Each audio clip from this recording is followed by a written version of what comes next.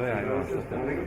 My name is Dimitrios Kolokotronis, and I'm going to talk to you today about high-speed connectivity, which is what the wireless bet, you can say, it is for the near future. So, first of all, we need to define what's the need. So we're talking about the wireless market here, and we need to define the need of the connectivity. So the need of the connectivity today seems to be for a mobile operator 50 megabytes per day per user or per smartphone, you can say. In the near future, meaning in 5 years' time, according to many analysis reports, each of these 15 megabytes will rise into 1 gigabyte of data every day. This is, as we can see, a tenfold increase, at least tenfold increase in mobile data that need to be consumed in a very short period of time from today.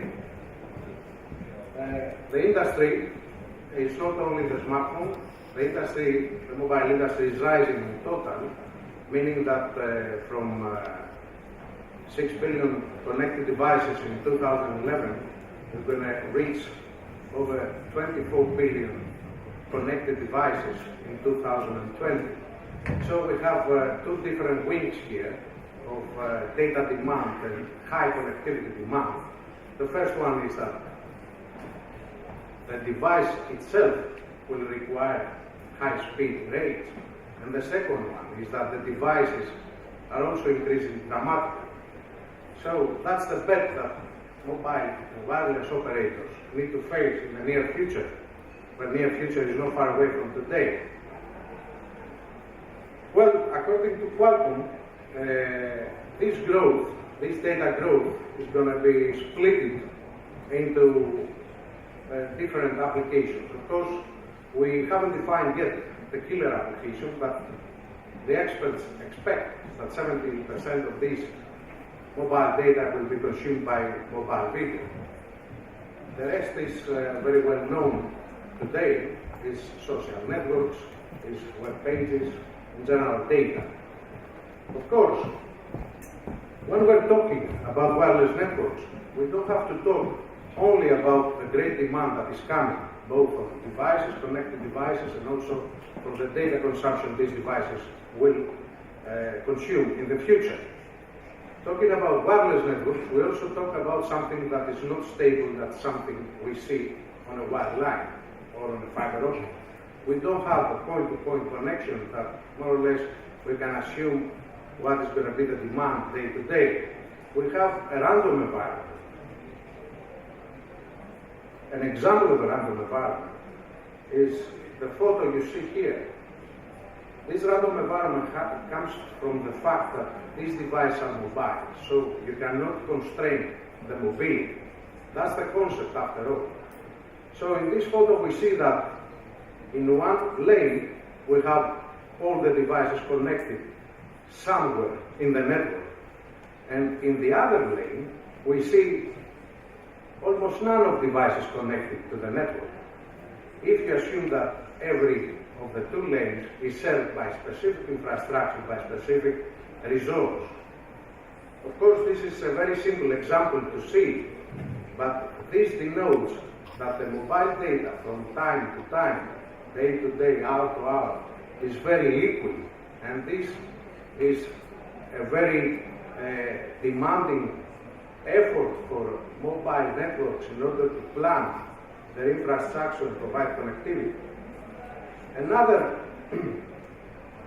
issue that defines this is that because the devices are mobile, we do not know what event or what will be the case tomorrow or the next hour will drive the demand, the data demand, on a spot. For example, here we see some event that a lot of mobile devices gather there waiting. So the network, every wireless network, needs to serve this demand. And that's the main problem that we need to face in the forthcoming period. the forthcoming 5 years, 2020 problem. So recapping here, we see that the first is data due to applications is huge. The data coming tenfold or more from today. The second one is that the connected mobile devices are increasing dramatically. And the third one that we need to take into account, especially in wireless, is that we need to plan both for the busy hour. And we cannot know actually what the busy hour is, we can only guess. So having these three variables, today mobile network operators come to see what is going to be the future of their networks because they need to provide service. So, industry today, both vendors and operators are preparing for the 1,000 data traffic challenge, as it's called today. This is the challenge that they need to face in a very short time from now, because of the reasons I just explained before. But how can you manage to ensure that your infrastructure will be able, your resource will be able to serve 1,000 times more? Imagine the figure, the data demand you have today. What kind of infrastructure is that? Well, today's infrastructure, it has a linear relationship, according to Nokia, between cost and traffic handling. So, assuming that in 5 years from now, these predictions will become true, we will have 1,000 times more traffic, having a linear relationship, network cost to traffic, we will need 1,000 times more money to satisfy a network that will satisfy the traffic demand. This is a very tricky thing that both vendors and mobile operators need to handle, because in this case there will be no profitability for a mobile network operator, so the mobile network operator will not be able to support this traffic demand, and the industry will obviously collapse. Well, a lot of discussions are happening in order to see, on a global level, how this capacity demand will be handling tomorrow's network. The equation is very simple. We need to see this wireless infrastructure, what it takes to serve 1,000 times more traffic in terms of capacity. So, if we can have one today, in 2030 we're going to have 1,000 times one. But this capacity is satisfied by three main variables on every technology. Wireless technology is served from the past up to today and to the future. The first one, since we're talking about wireless, is the bandwidth. So the bandwidth is the physical resource, the frequencies the mobile network operators use. They have spent a lot of money from the regulator. This physical resource is scarce, as you can understand. It's not everywhere, it's very limiting, and you need to deploy this frequency limited, scarce resource very wisely. This deployment is another two factors in the equation you see. How efficient you use this resource is called the E in the equation, the megabit per second per megahertz. So you have 1 megahertz, how many megabit per second you can drive through this 1 megahertz that the regulator has given you, rent you for 20 years or something, and you paid a lot of money for this. And the third one, because we're talking about mobile network, cellular mobile network, is how you reduce this frequency. So the usage of this frequency is not like you all understand in this room, I believe, that in mobile networks, cellular networks, we reduce frequencies. It's not like in television or radio that we have one antenna, one frequency, and coverage nationwide. We have 1,000 antennas with 200 frequencies serving nationwide. So, how many antennas we have is the last parameter that defines how we reduce the scarce physical resources, the bandwidth. So, in order to explain simply this equation, let's assume that we have 5 megahertz, we have GSM, or 3G, or LTE, or 5G in the future. We have this throughput, as it's called, like how efficient we use this frequency with the technology, the different technology, time division multiple access, frequency division multiple access, volume frequency division multiple access, and so on, improving the efficiency, and the number of antennas we have, in how many splits we have the geographical area. So according to SK Telecom, they presented in 3GPP a couple of years ago that in order to cover the 1,000 times challenge demand, we need 3 times the frequencies we have today. That's a very good question you can ask to the next speaker that has to do with the regulator here, if you can find frequencies. We need 6 times the efficiency, the technology, to be 6 times more efficient than the technology we use today. So if you assume that release 99 UMTS gives you 384 kilobps, you can see that in the future, or today, maybe HSPA Plus or LTE Advanced can give you 50 megabits per second, maybe on the same amount of frequency resource. And finally, is how many, in how many sectors we split this geographical area. An interesting leaflet is outside from Intracom that is talking about street nodes or something, which is something like that. It's small cells, street nodes. It's products that aim to introduce at a low cost a lot of cells to increase this final number. So, according to SK Telecom, with the known today future technologies, we're going to need, in order to cover the 1,000 times traffic demand, 3 times the frequency, 6 times the efficiency, the technology, and 56 times the number of cells. So we need to split further 56. Imagine the number of antennas you need. Of course, this is very expensive, and when some network operator that is going to be financing this at the end of the day is not calm, and he says, we need to figure it out. We need to see what we're going to do in order to cover this demand. We want to be on business tomorrow.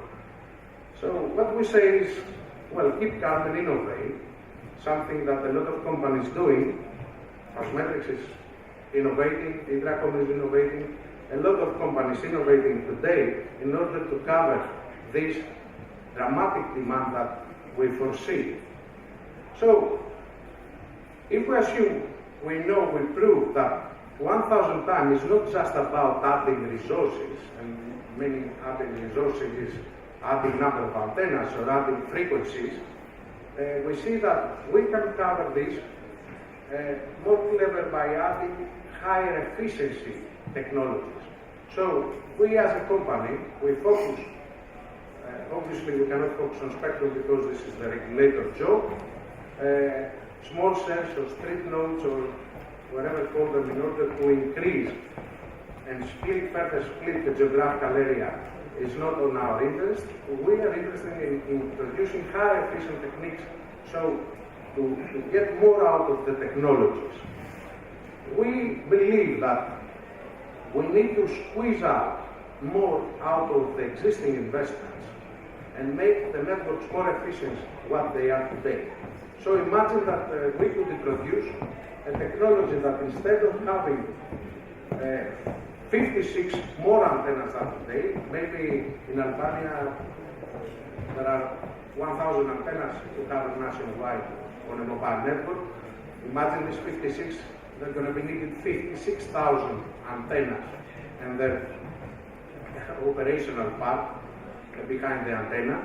You can see that these 3 times 6 times 56 drives low operational expenses. It's not only the capital expenditure that you need to pay to buy the hardware, but you need to maintain this hardware, you need to roll out this hardware to ensure that this hardware is operational, fully operational.